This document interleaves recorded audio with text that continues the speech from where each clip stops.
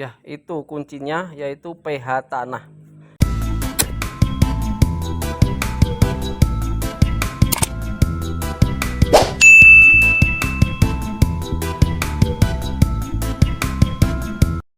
Assalamualaikum warahmatullahi wabarakatuh. Salam satu profesi, sahabat tani dimanapun Anda berada. Kali ini saya akan sepilkan proses pengolahan lahan untuk budidaya seledri. Ini lahan saya dan ini di sebelah semaiannya. Sebelum lahan diolah, di sini kami tabur dulu dengan kapur dolomit dengan merek Kebumas yang kandungannya 90% kalsium karbonat. Kapur ini kita tabur rata dulu, nanti kemudian kita bajak. Nah, ini kita tabur merata ke seluruh lahan. Sebelum kita bajak, agar nanti ketika kita bajak, kapur tersebut bisa bercampur dengan tanah, bukan hanya di dasaran tapi juga bercampur sampai merata ke dalam tanah. Ini langsung kita bajak setelah penaburan dolomit selesai, agar supaya tanah menjadi gembur sehingga pertukaran udara di dalam tanah itu bisa stabil. Selain itu juga untuk meratakan pencampuran antara tanah dan dolomit yang saya tabur tadi, agar benar-benar merata, bukan hanya di permukaan. Setelah selesai kita bajak, di sini kita membuat gulutan atau bedengan.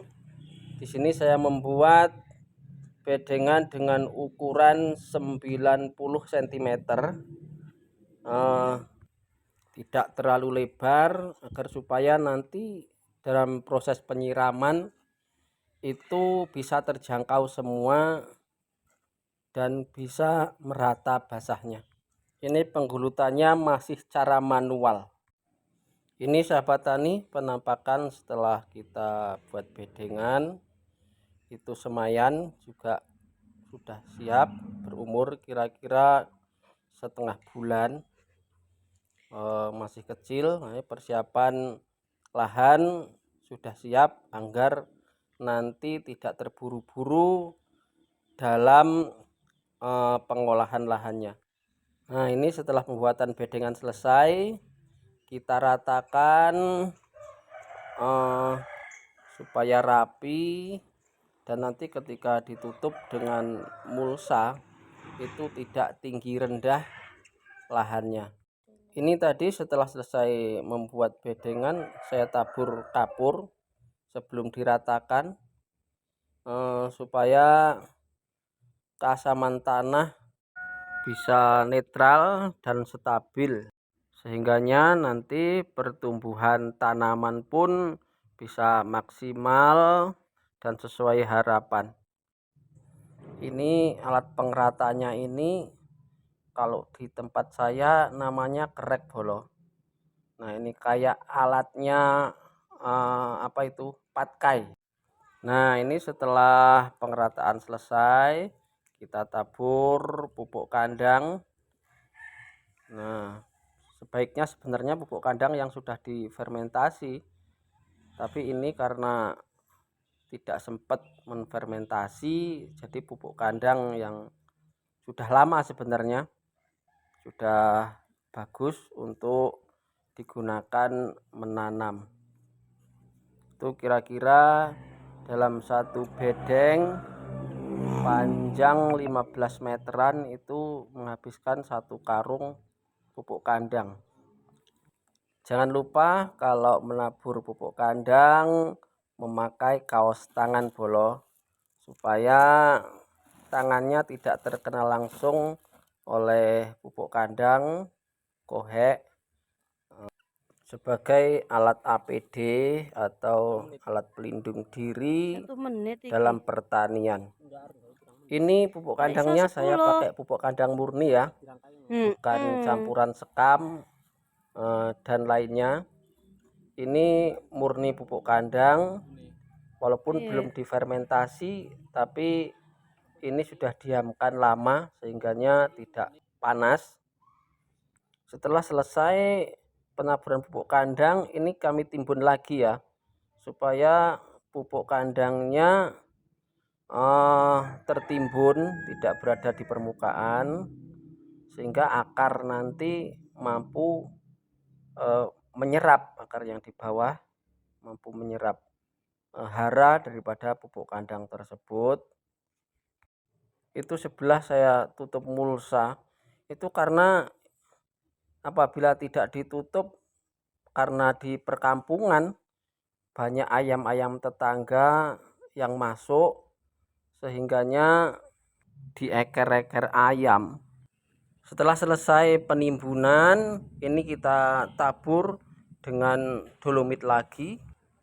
Disinilah kunci kesuksesan budidaya seledri dalam memberikan kapur dolomit sesuai dengan kebutuhan, supaya tanah tempat tumbuhnya seledri ini benar-benar pH-nya netral di antara pH 6,5 sampai 7 ya, itu kuncinya, yaitu pH tanah. Karena keasaman tanah ini akan sangat berpengaruh pada perkembangan tumbuhnya seledri. Kalau pH terlalu asam, pertumbuhannya lambat. Nah, ini tahapan selanjutnya kami membuat adukan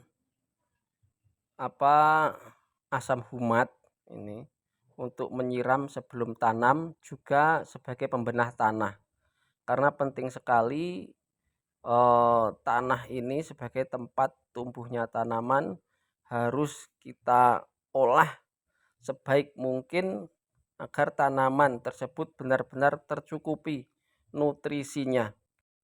Untuk dosisnya ini kira-kira 1 sendok makan per bedengan untuk disiramkan menggunakan gembor.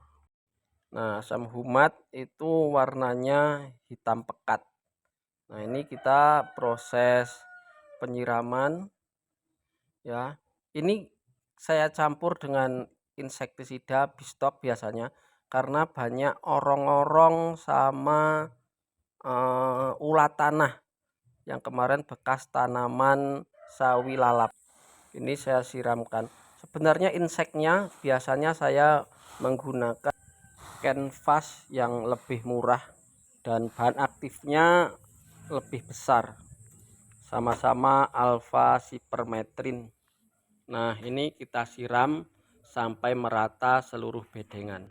Nah, ini sebelum kita tutup mulsa, kita fermentasi dulu ya bahannya. Ini menggunakan M21 dan trichoderma juga. M21 ini saya campurkan 2 tutup, 3 tutup sampai 5 tutup per tangki. Fungsinya ini sebagai pengurai bahan-bahan organik di lahan nantinya, karena pupuk kandangnya tidak saya fermentasi, dan ini saya menggunakan trichoderma ya, dengan merek Trichosida ini. Nah, saya menggunakan ini. Banyak merek-merek lain sebenarnya tidak harus pakai ini, trichodermanya itu. Dosisnya saya berikan 4 sampai 5 sendok makan ya, 1 tangki. Itu untuk trichodermanya, warnanya hitam pekat juga. Nah, kalau ini saya tidak campur dengan insektisida, karena bahan-bahan daripada M21 dan trichoderma ini termasuk makhluk hidup. Walaupun insektisida tidak membunuh bakteri, tapi ya sebaiknya tidak saya campur. Nah, warnanya hitam pekat. Untuk trichodermanya ini menggumpal.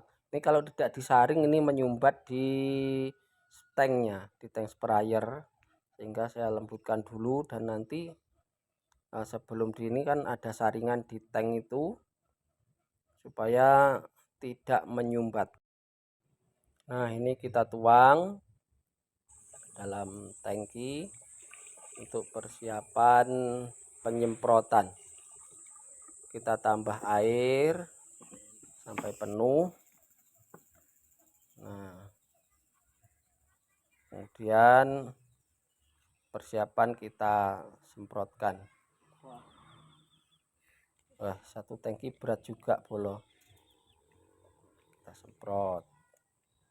Nih, sebelum kita tutup, kita semprot dengan trichoderma dan dekomposer tadi M21 saya pakainya. Kita diamkan dulu nanti beberapa hari, minimal 3 hari, agar bakteri-bakteri baik yang bekerja mendekomposisi bahan organik itu bekerja dengan maksimal. Nah, ini sebelum kita tutup, kita semprot dulu supaya bahan organiknya siap dimakan oleh tanaman. Nah, ini tahap akhir pengolahan lahan, yaitu pemasangan mulsa. Nah, sebelum kita tanami, kita pasang mulsa dulu ya. Pemasangan mulsa ini tujuannya agar gulma tidak tumbuh dan mengurangi tekanan daripada curah hujan yang tinggi, supaya pH tanah cenderung stabil. Demikian sahabat tani proses pengolahan lahan dari awal, dan saksikan proses selanjutnya yaitu masa tanam yang akan segera kami tayangkan dalam video berikutnya. Ikuti terus channel kami supaya tidak ketinggalan update terbaru seputar pertanian. Semoga bermanfaat. Jaya petani Indonesia. Assalamualaikum warahmatullahi wabarakatuh.